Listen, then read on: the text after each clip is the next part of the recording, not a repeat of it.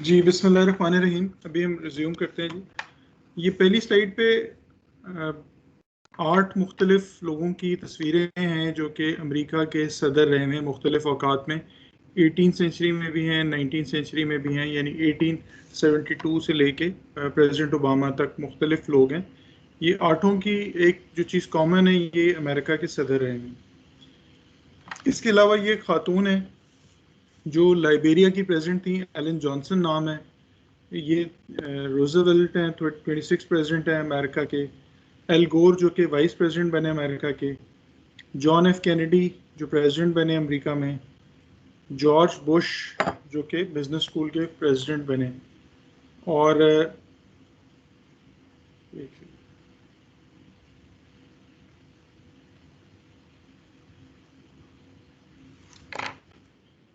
Barack Obama, Benazir Bhutto, और ये जज हैं हैरी ब्लैकमैन। स्टीफन ब्रेयर भी सुप्रीम कोर्ट के जज हैं। पाकिस्तान के बहुत बड़े आर्टिस्ट गुलजी, ये ऑक्सफोर्ड के ग्रेजुएट हैं, एक जज हैं ब्रिटेन में। ये भी ऑक्सफोर्ड के ग्रेजुएट हैं, ब्रिटेन में जज हैं। एलेना केगन ऑक्सफोर्ड यूनिवर्सिटी की ग्रेजुएट हैं और हार्वर्ड लॉ स्कूल की डीन हैं।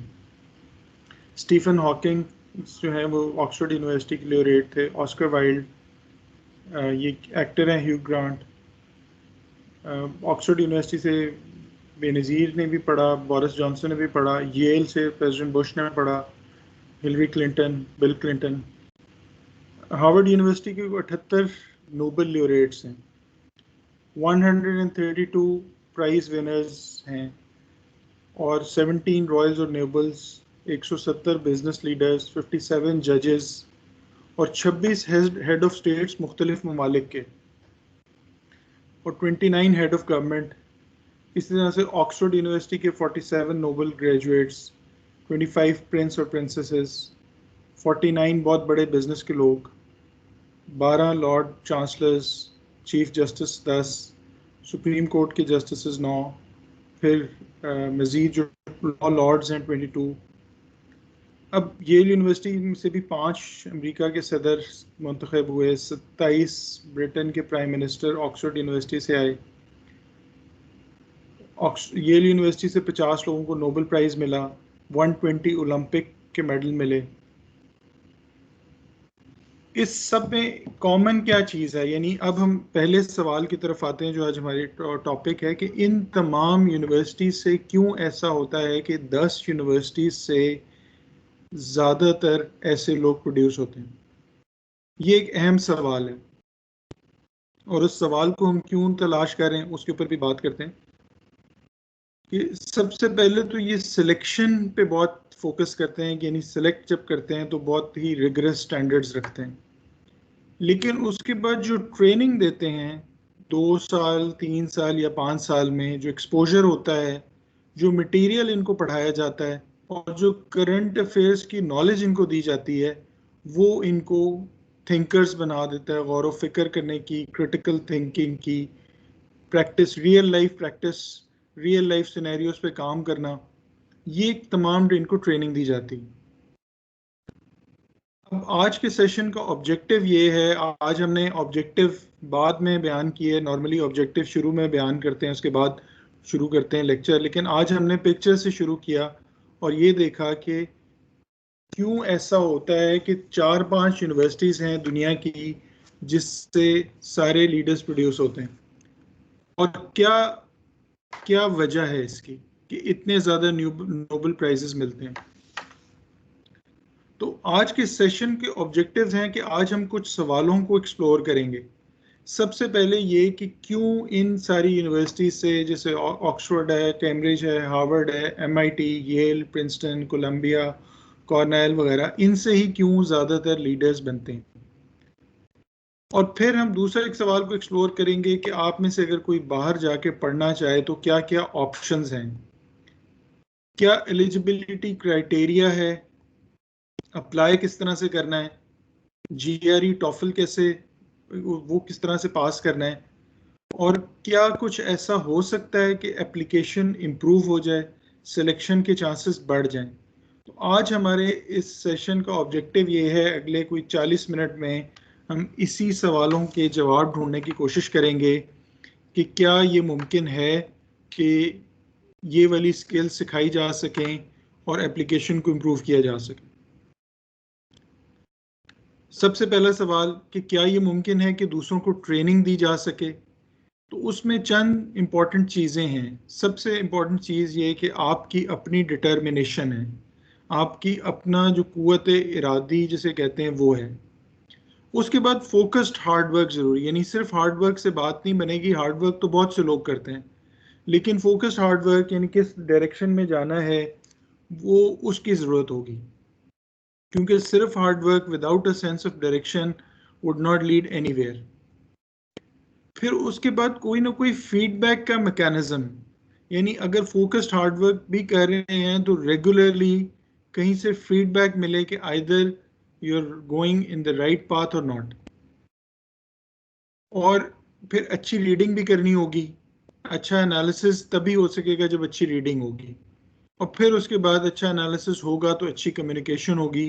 और अगर अच्छी कम्युनिकेशन हुई तो ये सारी चीज़ें जो बाकी लोगों ने अचीव की हैं वो अचीव करना कोई मसला नहीं है। अक्सर लोगों का एनालिसिस बहुत अच्छा होता है, वो पढ़ते भी अच्छा है, आखिरी पॉइंट पे आके उनको थोड़ा सा चैलेंज होता है कम्युनिकेशन में। तो अब सबसे पहले तो अभी एक चीज़ देखते हैं कि फुल ब्राइट स्कॉलरशिप। इसके लिए सबसे पहले आपको ये गूगल पे आप लिख लें USEFP, United states education of Pakistan.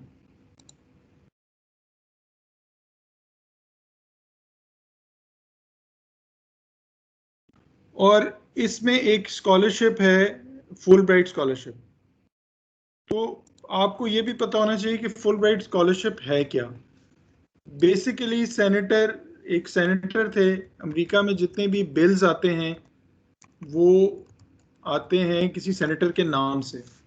तो जो फुल ब्राइट स्कॉलरशिप थी वो सेनेटर एक 1946 में थे जिन्होंने फुल ब्राइट स्कॉलरशिप शुरू की। उनके नाम से ये स्कॉलरशिप शुरू हुई और उनका कहना ये था, ये उनकी तस्वीर है जिस वक्त वो यंग थे, और इस स्टेज पे उन्होंने ये सोचा इस कि कुछ ऐसा हो जाए कि बाकी लोग भी अमेरिका आके देख सकें कि कितनी चीज़ें कॉमन हैं बिटवीन ह्यूमंस। और इनके नाम से ये स्कॉलरशिप, इन्होंने सेनेट में बिल पास कराया कि हमें बाहर के मुल्कों को लोगों को अमेरिका में लाना चाहिए, और इस वजह से फिर लोग यहाँ पर आते हैं।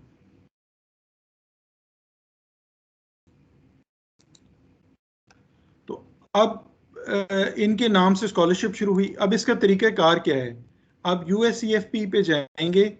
सबसे पहले स्कॉलरशिप्स के पोर्टल पे 3 तरह की स्कॉलरशिप आपको मिलेंगी।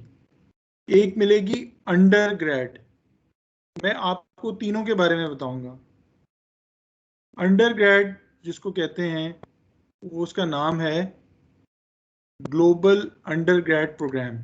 और इसमें क्या होता है और इसकी क्या इंपॉर्टेंट चीज़ें हैं वो इसको हम एक्सप्लोर कर लेते हैं।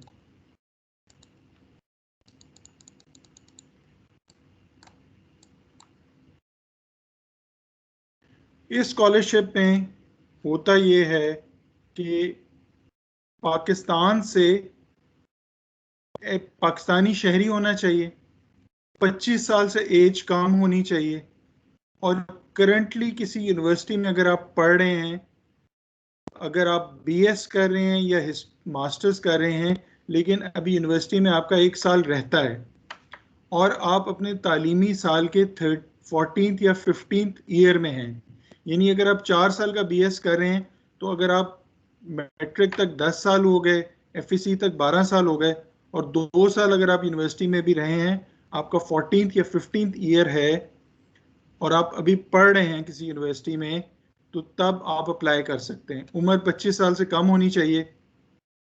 और ये अगर आपका क्राइटेरिया है तो आपको एक सेमेस्टर के लिए, यू ग्रेड का मतलब है अंडर ग्रेड, यानी आपको एक सेमेस्टर के लिए यानी 5 महीने के लिए या 4 महीने के लिए अमेरिका भेज दिया जाएगा। अब इस साल तो इसकी डेडलाइन ख़त्म हो चुकी है, 28 अप्रैल को इसकी डेडलाइन थी, लेकिन ये इसका एलिजिबिलिटी क्राइटेरिया है। और इस स्कॉलरशिप में इन एलिजिबिलिटी क्या है कि अगर आपके पास डुअल सिटीजनशिप है या फिर आपका 16वां साल है तालीमी इदारे में, तो फिर आप नहीं आ सकते। अगर आपका 14th ईयर या 15th ईयर है तो तब आप आराम से आ सकते हैं। जो ग्रांट मिलती है 5 महीने की, उसमें राउंड ट्रिप होता है। राउंड ट्रिप का मतलब है आप पाकिस्तान से अमेरिका जाते हैं और अमेरिका से वापस आते हैं, जहाज़ का टिकट होता है। वहाँ पे आपको एक सेमेस्टर की फ़ीस सारी मिलती है, आपको रिहाइश के पैसे, खाने के पैसे मिलते हैं, किताबों को ख़रीदने के पैसे मिलते हैं, अगर खुदा न खास्ता बीमार हो तो उसकी कवरेज होती है, और इसके अलावा कोई मंथली पॉकेट मनी भी मिलती है जिसमें आप बहुत आराम से गुजारा कर सकते हैं। और इसको अप्लाई करने का तरीका ये होता है कि आप एक ऑनलाइन फॉर्म उसको फिल करते हैं और वो आपके फॉर्म को पढ़ के ये डिसाइड करते हैं कि आपको स्कॉलरशिप देनी है कि नहीं देनी। यानी फिर वही बात आ गई जो हम अभी इसमें बात कर रहे थे, गुड कम्युनिकेशन। ये बहुत ही अहम है कि वो उन्होंने आपका फॉर्म पढ़ना है और फॉर्म पढ़ के डिसाइड करना है कि क्या आपको 4 महीने के लिए अमेरिका भेजा जाए कि ना भेजा जाए। तो ये तो पहली स्कॉलरशिप हुई यू ग्रेड, जिसमें आपकी उम्र 25 साल से कम हो और अपने तालीमी 14th या 15th ईयर में हो। और इसमें खुसूसन बलूचिस्तान, KPK, गिलगित बल्तिस्तान, आज़ाद जम्मू कश्मीर, सिंध, सदर्न पंजाब को ज़्यादा इनकरेज किया जाता है, ख़वातीन को भी और लड़कों को भी। इसके अलावा ये जो एक स्कॉलरशिप तो होगी यू ग्रेड, दूसरी जो स्कॉलरशिप है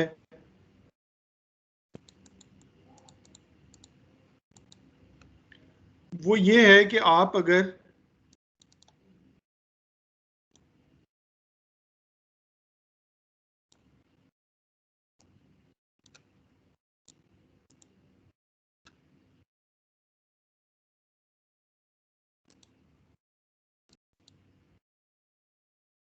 दोबारा से स्कॉलरशिप पे जाएं, पहले आप अंडर ग्रेड पे गए थे, अब आप ग्रेजुएट स्टूडेंट्स पे आ जाएं। तो ग्रेजुएट स्टूडेंट्स पे आएंगे तो आपके पास फुल ब्राइट के PhD और मास्टर्स की स्कॉलरशिप का स्टेटस आ जाएगा। इसकी डेट अभी तक है 9 जून तक आप अप्लाई कर सकते हैं इसमें। और इसकी जो इम्पोर्टेंट इंफॉर्मेशन है उसको भी गो थ्रू कर लेते हैं एक साथ, क्योंकि इस तरह के बहुत से लोगों के सवालात थे, इसलिए मैं एक बेसिक चीज़ें बता रहा हूँ, उसके बाद हम एडवांस चीज़ें भी देखेंगे। बेसिक चीज़ इसमें यह है कि इसमें भी एप्लीकेशन का तरीक़ाकार ये है कि आपने ऑनलाइन एक एप्लीकेशन फिल करनी है, अपने डॉक्यूमेंट्स जमा कराने हैं, और सब चीज़ें ऑनलाइन है। यानी आपने हार्ड कॉपी किसी चीज़ की भी जमा नहीं करानी, आपके पास जो डॉक्यूमेंट्स हैं उसकी स्कैन कॉपीज जमा कराएंगे और ऑनलाइन एप्लीकेशन भरेंगे। टोटल पेपरलेस है काम। इसका एलिजिबिलिटी क्राइटेरिया सबसे पहला ये है कि पाकिस्तानी सिटीज़न हो और अच्छे मार्क्स आते हों आपके यूनिवर्सिटी में। लेकिन अगर आपके मार्क्स कम भी हैं और आपकी एप्लीकेशन अच्छी है तो वो ज़रूर कंसिडर करेंगे। दूसरी चीज़ ये है कि कौन से डिसिप्लिन इसमें अप्लाई कर सकते हैं। चाहे आप हिस्ट्री पढ़ रहे हैं, चाहे बायोलॉजी पढ़ रहे हैं, फिलॉसफी पढ़ रहे हैं, रिलीजन पढ़ रहे हैं, हर चीज़ के लिए स्कॉलरशिप मिलती है सिवाय एक चीज़ के, और वो है क्लिनिकल मेडिसिन। यानी अगर आपने MBBS करना है तो उसके लिए स्कॉलरशिप नहीं मिलेगी। MBBS के अलावा अगर आपने पब्लिक हेल्थ में मास्टर्स करना है, पब्लिक पॉलिसी में मास्टर्स करना है, water, agriculture, public health, education, social sciences, journalism, mass communication, management, culture, heritage conversation, जो भी आपका एरिया है, अर्बन प्लानिंग, बायोकेमिस्ट्री, फिजिक्स, जिस सब्जेक्ट में आप जाना चाहते हैं उसमें आप जा सकते हैं। सिर्फ एक चीज़ की ममानियत है कि MBBS के लिए ये स्कॉलरशिप नहीं मिलती।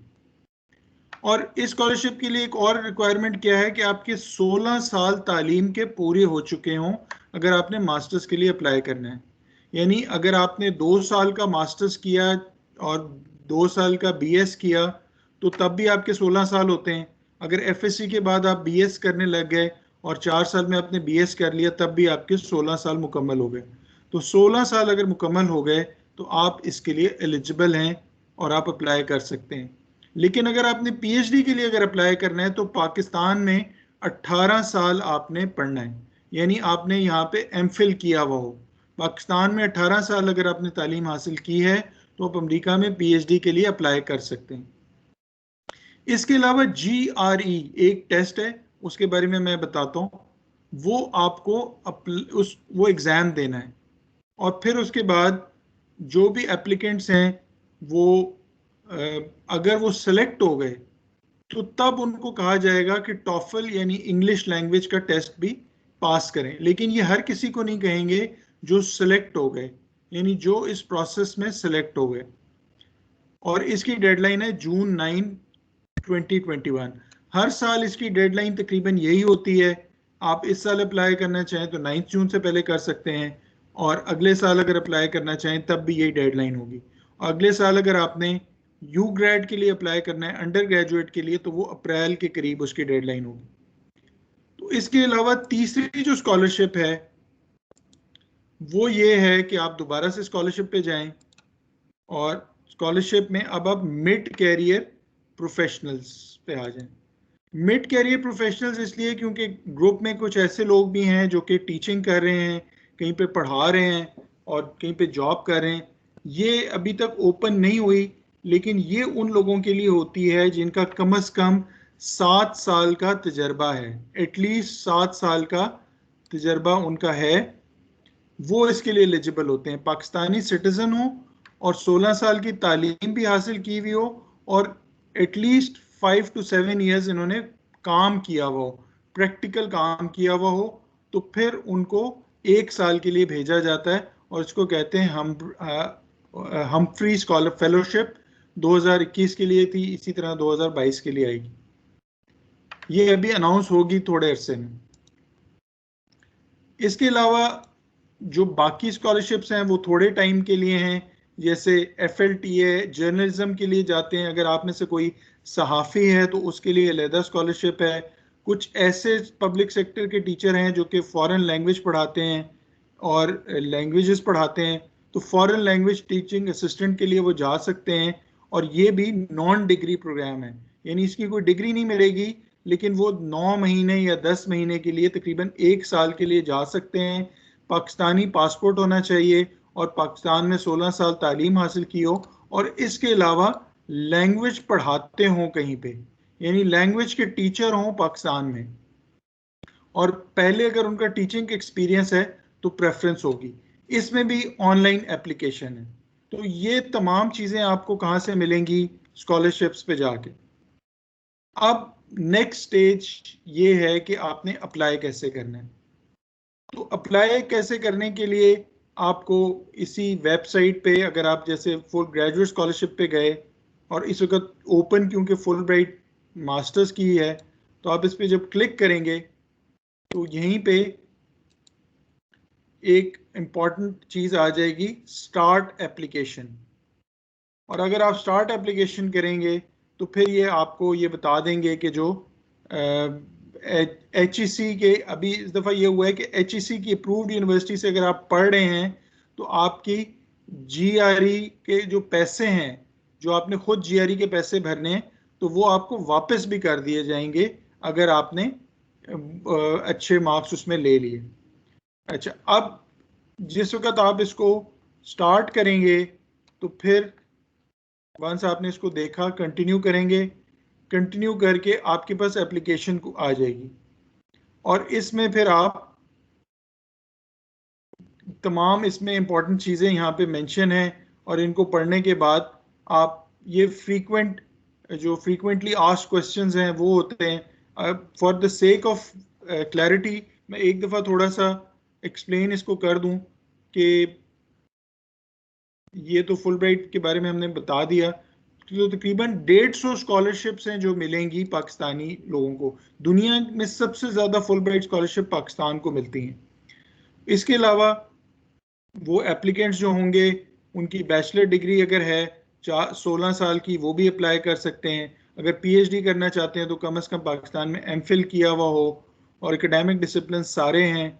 एमबीए के लिए भी अप्लाई कर सकते हैं। एमबीबीएस के लिए नहीं अप्लाई कर सकते, पब्लिक हेल्थ के लिए कर सकते हैं। और इसके अलावा ग्लोबल यू ग्रेड के बारे में भी यहाँ पे लिखा हुआ है। तो ये सारे फ्रीक्वेंटली आस्क्ड क्वेश्चंस हैं।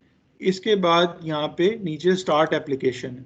तो स्टार्ट एप्लीकेशन जब आप करेंगे तो आपके पास 9 जून तक टाइम है। आप इसको रोज कुछ ना कुछ फिल करते रहें। आपने एक नई एप्लीकेशन क्रिएट करनी है तो अपना नाम बना लें, अपना ईमेल एड्रेस लिखें, अपना शनाख्ती कार्ड का नंबर लिखें, सबमिट करें, आपका फॉर्म आ जाएगा और फिर आप फॉर्म को फिल करते रहें। तो ये तो हो गई टेक्निकल डिटेल्स। अब टेक्निकल डिटेल्स के बाद जो सबसे इम्पोर्टेंट चीज़ है जिसको हम अगर देखें तो वो ये है कि की क्वेश्चन क्या है कि पहले तो एक तो पता चलना ज़रूरी है कि कैसे अप्लाई किया जाता है और क्या एलिजिबिलिटी क्राइटेरिया है। मैं आप लोगों के सवाल एंड पे ले लूँगा, लेकिन अब जो नेक्स्ट सवाल हैं वो ये करते हैं कि how to improve chances of selection. ये की क्वेश्चन है, ये इंपॉर्टेंट चीज है कि क्या आप कुछ ऐसा कर सकते हैं कि आपके चांसेस बढ़ जाएं सिलेक्ट होने के। तो सबसे इंपॉर्टेंट चीज जो आपकी एप्लीकेशन के अंदर है वो कुछ एसेज हैं। एसे नंबर 1 होगा जिसका मुख्तलिफ नाम हो सकते हैं, लेकिन वो आपकी पर्सनल स्टोरी है या पर्सनल स्टेटमेंट है। पर्सनल स्टेटमेंट में आप अपने बाप के बारे में इंट्रोड्यूस कराते हैं अपने आप को, और जो भी आपकी स्टोरी है, किस तरह से आपने अकम्पलिशमेंट्स की और क्यों आप पढ़ना चाहते हैं, जो आप पढ़ना चाहते हैं वो आप लिखेंगे। इसके अलावा एक और ऐसे होता है जिसमें आप अपने रिसर्च ऑब्जेक्टिव्स लिखते हैं, यानी कि आप क्या पढ़ना चाहते हैं। इसका भी मुख्तलिफ नाम हो सकता है, लेकिन मोर और लेस इसमें यह है कि what do you want to study. तो इसमें आप वो बताएंगे कि आपने क्या पढ़ना है। और ये सिर्फ फुल ब्राइट के लिए नहीं है, ये हर स्कॉलरशिप में तकरीबन ये 2 क्वेश्चन कॉमन होते हैं। ये 2 क्वेश्चन कॉमन होते हैं हर स्कॉलरशिप में कि आप अपनी पर्सनल स्टेटमेंट बताएं। तो पर्सनल स्टेटमेंट पे काम किया जा सकता है उसको इम्प्रूव करने के लिए। और रिसर्च ऑब्जेक्टिव्स में भी थोड़ा सा लोग एक एक साल तैयारी करते हैं, 5-5 महीने तैयारी करते हैं अपनी एप्लीकेशन के ऊपर। इसके अलावा आपकी रिकमेंडेशंस जाते हैं 3। आपके टीचर्स या जिन लोगों के साथ आपने काम किया हुआ है वो आपके बारे में रिकमेंडेशन लेटर देते हैं, कि रिकमेंडेशन लेटर के आपके तालीमी कैपेबिलिटीज़ के ऊपर देते हैं। तो ये रिकमेंडेशन लेटर तो वही आपको देगा जो आपकी तालीमी जो सलाहियत है उसको जानता हो और अच्छी तरह से जानता हो। जिस इस कोर्स में आपके अच्छे ग्रेड आए हैं और आपको लगता है कि वो आपकी अच्छी रिकमेंडेशन देंगे, उनसे आप रिकमेंडेशन लेटर लेते हैं। इसके अलावा एप्लीकेशन में कुछ आपकी एक्स्ट्रा करिकुलर एक्टिविटीज़ होती हैं कि आपने क्या क्या एक्स्ट्रा करिकुलर एक्टिविटीज़ की हैं, उनके बारे में लिखते हैं। कोई आपने वॉलंटियर किया है, वो तमाम चीज़ें आती हैं। और फिर आपका जीआरई का स्कोर होता है। इन तमाम की बेसिस पे आपकी शॉर्ट लिस्टिंग होती है, और शॉर्ट लिस्टिंग होने के बाद नेक्स्ट स्टेज है इंटरव्यू की, और इंटरव्यू के बाद फाइनल सिलेक्शन होती है। टाइमलाइन इसकी तकरीबन ये होती है कि जून में अगर आपने अप्लाई किया तो हो सकता है अगस्त या सितंबर तक शॉर्ट लिस्टिंग हो, सितंबर में आपके इंटरव्यूज हो जाएं, और अक्टूबर या नवंबर तक आपको बता दिया जाए कि आप सिलेक्ट हुए कि नहीं, और फिर अगले साल आप चले जाते हैं। अक्टूबर या नवंबर तक बता दिया जाता है। ये इनकी टाइमलाइंस हैं, तकरीबन इसी तरह की होती हैं टाइमलाइंस। तो अब जो असल सवाल है वो ये है कि आप कैसे इन तीनों चीज़ों को इम्प्रूव करेंगे, अपने जीआरई के स्कोर को, एसए को और रिसर्च ऑब्जेक्टिव्स को। इसमें जो सबसे अहम चीज़ है अगर हम पहले GRE को ले लें, तो GRE के लिए, GRE में होता ये है कि मैथ्स, इंग्लिश और कॉम्प्रिहेंशन, ये 3 सेक्शंस होते हैं GRE के। एक बात मैं फिर कहना चाहूंगा कि आप में से चाहे कोई फुलब्राइट में अप्लाई करे या ना करे, लेकिन एक स्किल आपको हर जगह चाहिए होगी, और वो होगी अच्छी कम्युनिकेशन। अच्छा लिखना आना, चाहे आपको एग्जाम में चाहिए, कहीं इंटरव्यू में चाहिए, फर्दर स्टडीज आपने करनी है, कोई और जॉब आ गई, CSS आ गया, PMS आया, गिलगित बल्तिस्तान का कॉम्पिटेटिव एग्जाम आया, या कोई और गवर्नमेंट की जॉब आई, हर जगह एक चीज जो बहुत जरूरी है वो अच्छा लिखना आना चाहिए, और अच्छा लिखना आना आपको हर जगह काम आएगा। तो ये स्किल आपको लाजमी डेवलप करनी है, और ये स्किल डेवलप हो सकती है, कोई इतना मुश्किल बात नहीं है। तो अब सबसे पहले तो ये कि GRE की तैयारी कैसे की जाए। GRE की तैयारी के लिए आप दोबारा गूगल पे अगर जाएं और ETS लिखें, ETS से बनता है एजुकेशनल टेस्टिंग सर्विस। ये एक इदारा है जो कि एजुकेशनल टेस्टिंग के टेस्ट लेता है। तो अब इसमें आप क्या करेंगे कि टेस्ट टेकर्स के लिए कुछ यहाँ पे हेल्प है यहाँ पे, ठीक है। अब ये रजिस्टर करना पड़ेगा इसके लिए, तो आप रजिस्टर कर दें वंस, और वंस आप रजिस्टर करते हैं तो फिर यहाँ पे आपको कुछ टेस्ट भी मिल जाएंगे। अभी अगर मैं इसको रजिस्टर कर लेता हूँ, साइन, दोबारा से sign in, create an account अगर करें,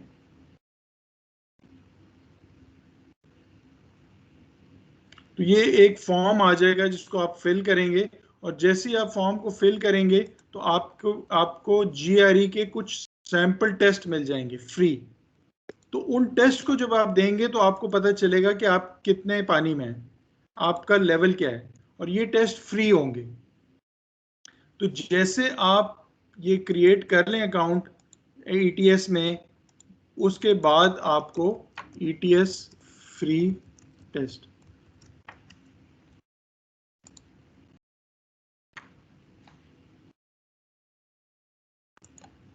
तो आपको प्रैक्टिस के लिए कुछ टेस्ट यहाँ पे मिलेंगे। उन टेस्ट को जब आप करेंगे, जैसे ये है पावर रैप प्रैक्टिस टेस्ट है, ये आपको इंस्टॉल करना है अपने पास, और जैसे ही आप इंस्टॉल करेंगे तो आपको एनालिटिकल राइटिंग, इंग्लिश, मैथ्स, इन तमाम के बारे में आपको तमाम चीज़ें यहाँ पे मिल जाएंगी, और आपको एक टेस्ट भी मिल जाएगा जिस टेस्ट को करके आप अपने आप को असेस कर सकेंगे कि आप किस मकाम पर हैं और कहाँ कहाँ पे आपको इम्प्रूवमेंट करने की ज़रूरत है। मैं ये कहूँगा कि एक तो आप ये टेस्ट ले लें, उसके अलावा अगर आप कोई सेंटर ज्वाइन करना चाहते हैं तो सेंटर बहुत एक्सपेंसिव हैं, लेकिन आप वंस एक टेस्ट तो पहले करें ना। सबसे पहले टेस्ट करेंगे तो आपको पता चलेगा कि आपकी कहाँ पे कमज़ोरी है, और इसके लिए बहुत सारी बुक्स मिलती हैं। प्रिंसटन रिव्यू भी अच्छी किताब है, और भी बहुत सारी किताबें हैं, लेकिन वंस आप ये टेस्ट करें, उसमें आपका स्कोर जो आएगा वो स्कोर आप देखें, और फिर जो एडमिन है इस ग्रुप के, आप उनको बता दें, या कोई फॉर्म हम क्रिएट कर लेंगे, आप उनको अपना स्कोर बताएं, तो उसके बाद फिर वो आपको गाइड कर देंगे कि क्या किया जा सकता है। एक चीज़ और कि एक आपके जो गेस्ट स्पीकर सीरीज है, क्योंकि कल तो मैं आपको थोड़ा सा वो माइंडसेट और ऑब्स्टिकल्स के बारे में, टाइम मैनेजमेंट के बारे में बताऊंगा। टाइम मैनेजमेंट, स्ट्रेस मैनेजमेंट, किस तरह से आपने अपनी तैयारी करनी है, किस तरह से इस प्रेशर को हैंडल करना है, एग्जाम्स को हैंडल करना है। और अगले जुमेरात को साद बिन खालिद, जो कि मेरे एक फॉर्मर स्टूडेंट हैं और CSS में उनका अभी इस साल मेरिट पे 91st नंबर है, इस वक्त वो असिस्टेंट कमिश्नर के तौर पे काम कर रहे हैं, PMS में सिलेक्शन हुई थी, तो वो आपसे बात करेंगे नेक्स्ट जुम्मे को। इसके अलावा जुम्मे हफ्ते वाले दिन 5 तारीख को 2 लोग होंगे जो मीडिया के हैं, जिनके बारे में मैंने कल ग्रुप पे बता दिया था। वो डिफरेंट चैनल्स के हैं, एक बशीर साहब हैं और एक मोहतरमा सिद्रा हैं। ये आपको मीडिया के बारे में बड़ी चीजें बताएंगे जो बहुत ही यूनिक चीजें होंगी। और इसी तरह से जून के मिड में एक हमारी गेस्ट स्पीकर हैं जो कि फुल ब्राइट स्कॉलर ही हैं और जीआरई में बहुत अच्छी वो ट्रेनिंग करती हैं।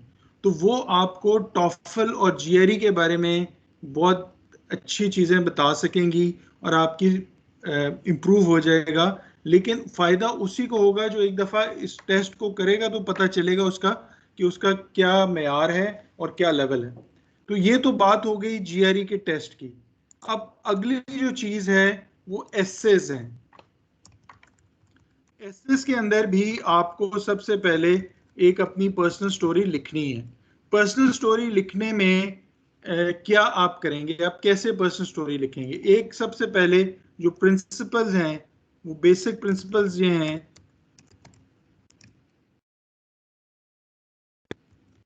कि आपने उसमें कुछ भी झूठ नहीं लिखना, बिल्कुल सच लिखना। ये जो झूठी कहानियां बनाई जाती हैं, कुरान की एक आयत भी है, वकुल जाल हक व ज़हकल बातिल इन्नल बातिला काना ज़हूका, कि झूठ मिट जाएगा, सच आ जाएगा, और झूठ तो मिटने के लिए। तो आपने अपनी एप्लीकेशन में कुछ भी झूठ नहीं लिखना। अगर आपके ग्रेड अच्छे नहीं आते थे स्कूल में और आप लिखें कि मेरे तो बड़े अच्छे ग्रेड आते थे, तो ये झूठ है। इससे कभी भी आप लॉन्ग टर्म में कामयाब नहीं होंगे। तो एक तो आपने अपनी एप्लीकेशन में गाइडिंग प्रिंसिपल रखना है ट्रूथ का। दूसरा, आपने अपनी स्ट्रगल को डिमॉन्स्ट्रेट करना है। इसमें मैं अक्सर लोगों को समझाने के लिए एक बात बताता होता हूँ। जब मुझसे लोग कोई पूछने आते हैं तो मैं उनको एक एक बात ये कहता हूँ। मैं उनको कहता हूँ कि अगर ये पिक्चर आपको दिखाता हूँ फिर समझाऊंगा।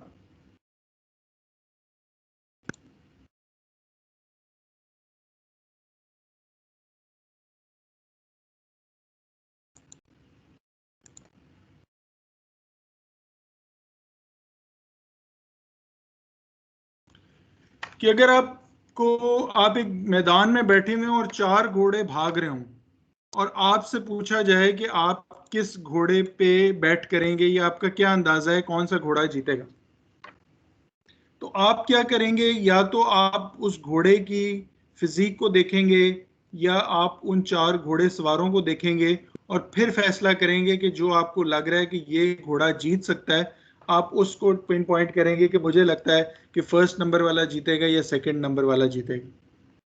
तो बिल्कुल इसी तरह से फुल ब्राइट ने अगर आपको स्कॉलरशिप देनी है तो वो ये देखेंगे कि are you a winning, are you do you have something जो कि आप एक विनिंग कैंडिडेट बन के सामने है। विनिंग कैंडिडेट का क्या मतलब है? जो कुछ प्रॉमिसिंग लगे, यानी कुछ कर सके वापस आके, जिसके अंदर एक स्ट्रगल का एलिमेंट हो, जिसके अंदर एक पैशन हो, वो ये देखेंगे। क्योंकि एक बड़ी सिंपल सी बात है, उन्होंने आपको इतनी जबरदस्त ट्रेनिंग देनी है, इतनी बेहतरीन जगह पे 2 साल रखना है, तो ये तो उनका हक है जानने के लिए कि वो ये जाने कि क्या आप पे पैसे इन्वेस्ट करने का फायदा है, क्या आप वापस आके कुछ कर सकेंगे, क्या आप एक प्रॉमिसिंग कैंडिडेट हैं, क्या आपकी स्टोरी अच्छी है, क्या जो आप पढ़ना चाहते हैं उसमें फायदा है। अगर आप लेट सपोज आप ये कहते हैं कि जी मैं खित्ते में अमन के लिए पढ़ना चाहता हूँ कि अफगानिस्तान में अमन हो सकता है, तो वो कैसे हो सकता है। या आप ये कह सकते हैं कि जी पाकिस्तान के बिजली के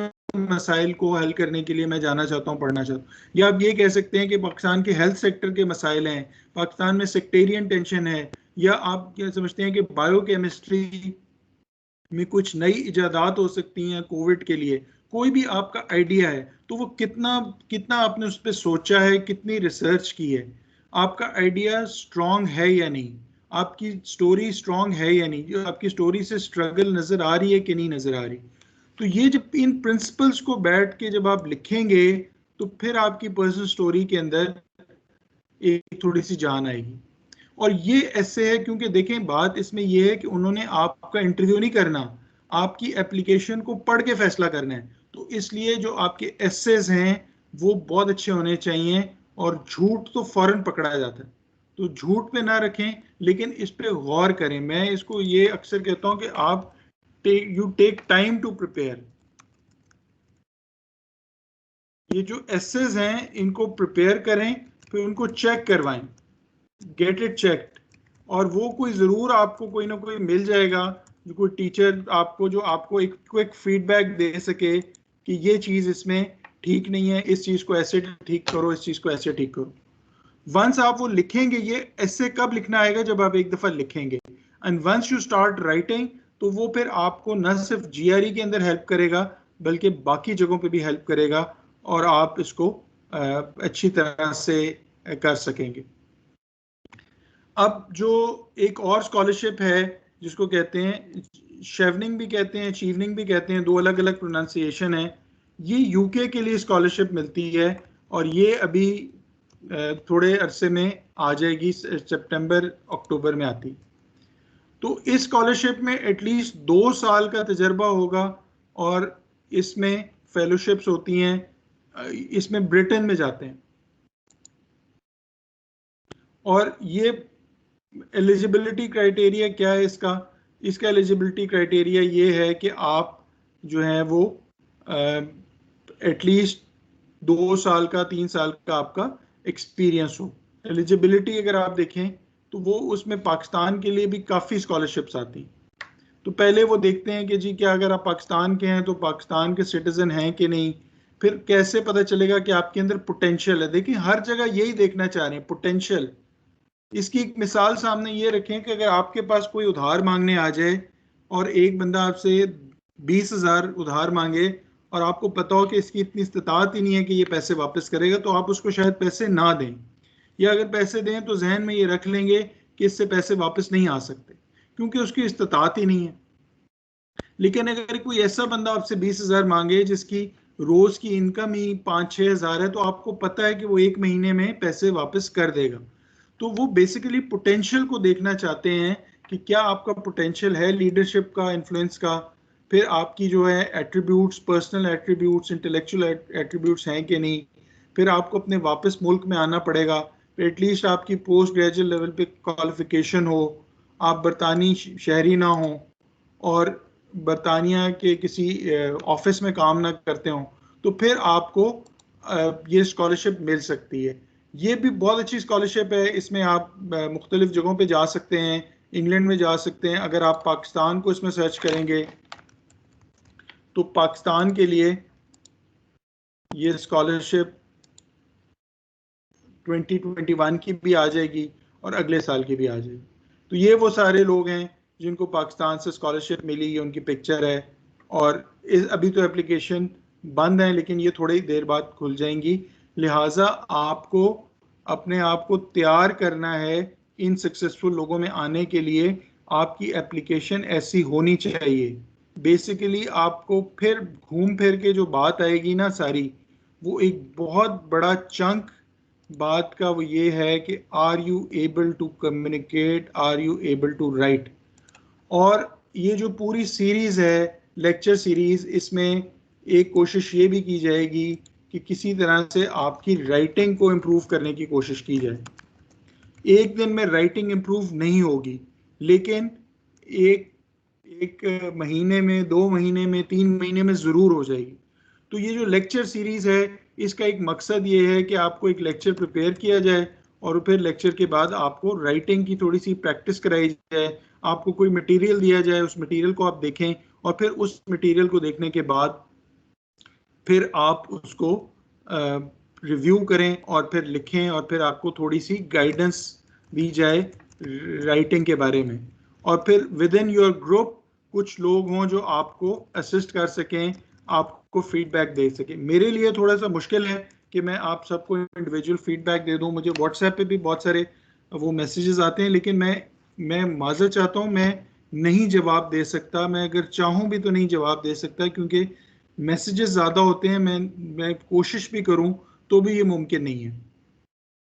तो ये फीडबैक के लिए कोई ना कोई मैकेनिज्म ज़रूर बनाएंगे। कुछ ऐसे लोग मैं ढूंढ रहा हूँ जो वॉलंटियर कर दें और आपकी एप्लीकेशन को या आपकी राइटिंग में जो आप ऐसे लिखा करें वो आपको थोड़ा चेक कर दें। और ये वो ऐसे लोग हों जिस पे मेरी भी तसल्ली हो कि मुझे अंदाज़ा हो कि वो एक अच्छा रिव्यू कर सकते हैं। तो वंस मुझे इस तरह के कुछ लोग मिले, मैं ज़रूर उसमें आपको शामिल करूँगा।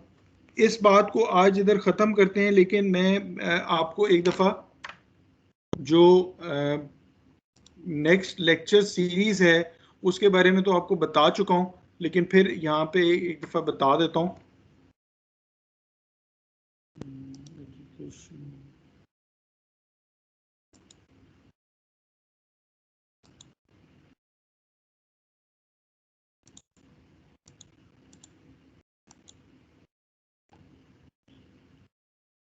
बल्कि मैं आपको ग्रुप पे शेयर तो कर चुका हूँ वो जो आगे का प्लान है।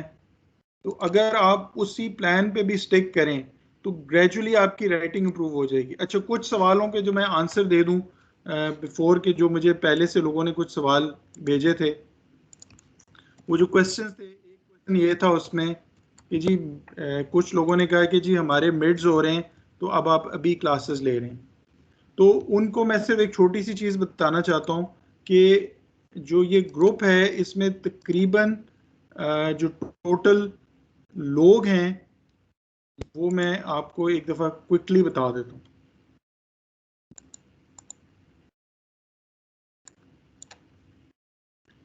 इसमें 168 वो लोग हैं जिन्होंने जो बीएस के स्टूडेंट हैं, 243 वो हैं जो बैचलर्स कर रहे हैं, 126 मास्टर्स के स्टूडेंट हैं, 32 एमफिल के हैं, एक पीएचडी के हैं, और 14 वो लोग हैं जो कि इस तरह की ऑर्गेनाइज्ड क्लासेस में तो नहीं है लेकिन इस ग्रुप का मेंबर है। इसमें जो तादाद है, सियालकोट के लोग ज़्यादा हैं 239, क्योंकि सियालकोट यूनिवर्सिटी ने इसमें इसको ऑफिशियली कहा कि वो लोगों को शामिल करें। गुजरांवाला के लोग हैं, रावलपिंडी के हैं, फैसलाबाद, हाफजाबाद, नारोवाल, मुल्तान, सिंध के हैं, कराची, हैदराबाद, लाड़काना, गिलगित बल्तिस्तान में बहुत लोग हैं, सकरदू, खपलू, गांचे, फिर केपीके के हैं, एबटाबाद, चित्राल, बलूचिस्तान, डेरा मुराद जमाली, कोयटा, आज़ाद जम्मू कश्मीर। तो टोटल ये 584 हैं। अच्छा, अब उसके बाद 319 लोग वो हैं जो कि फ़ोन पे देखते हैं, 149 वो हैं जिन्होंने लैपटॉप पे देखना है, और 116 ने कोई जवाब नहीं दिया। जो डिसिप्लिन हैं इसमें सबसे ज़्यादा डिसिप्लिन प्री मेडिकल 168 है, फिर उसके बाद पब्लिक एडमिनिस्ट्रेशन के लोग हैं 31, जोलॉजी के लोग हैं, बैचलर्स इन इंफॉर्मेशन टेक्नोलॉजी के हैं, business administration, computer science, economics, English, law, commerce, international relations, arts, physics. तो ये टोटल जो डिसिप्लिन हैं ये सारे डिसिप्लिन आ गए। डिसिप्लिन के बाद जो इंस्टीट्यूशंस हैं उसमें 187 सियालकोट यूनिवर्सिटी के हैं, कायद आज़म यूनिवर्सिटी के सबसे ज़्यादा हैं, 61 है सियालकोट के बाद, पंजाब यूनिवर्सिटी के 16 हैं, इंटरनेशनल इस्लामिक यूनिवर्सिटी के 16 स्टूडेंट्स हैं, और फिर मुख्तलिफ 5-5, 3-3, 4-4, Allama Iqbal, arid university, Azad Jammu Kashmir, Chenab college, COMSATS, degree college, government college Quetta, government college Skardu, और इस तरह के मुख्तलिफ लोग हैं, पेशावर यूनिवर्सिटी, पाइड, ये सारे different virtual university, Baltistan university. तो इस तरह के ग्रुप में ये मुमकिन नहीं है कि किसी एक के, और ये पासिंग ईयर्स हैं, कुछ आप में से लोग वो हैं जो 2010 में तालीम ख़त्म कर चुके हैं, और मेजॉरिटी वो हैं जो कि जिन्होंने मेंशन नहीं किया, या ज़्यादा 2020 के लोग हैं, 2019 के हैं, 2017 के हैं जो पास आउट हो गए हैं। तो इस तरह के ग्रुप में ये मुमकिन नहीं है कि अगर किसी 4 लोगों के या 10 लोगों के मिड्स हो रहे हैं तो हम क्लास को कैंसिल करें। ये डिसीजन एज एडल्ट्स आपको खुद लेना है। You are free to choose, this is a choice, क्योंकि इसके इसके आपने पैसे नहीं देने। ये it is free knowledge, but again it is coming from people जो कि बहुत जैसे अगली क्लास होगी उसमें इस तरह के लोग आपको बताएंगे जो कि बहुत रेयर है, जिसके शायद पैसे हो भी नहीं सकते। तो वो एक पब्लिक सर्विस है, लोगों की थोड़ी सी रहनुमाई करने की कोशिश है। तो ये एक चॉइस है। अब ये फैसला आपने खुद करना है कि आपने अटेंड करनी है या नहीं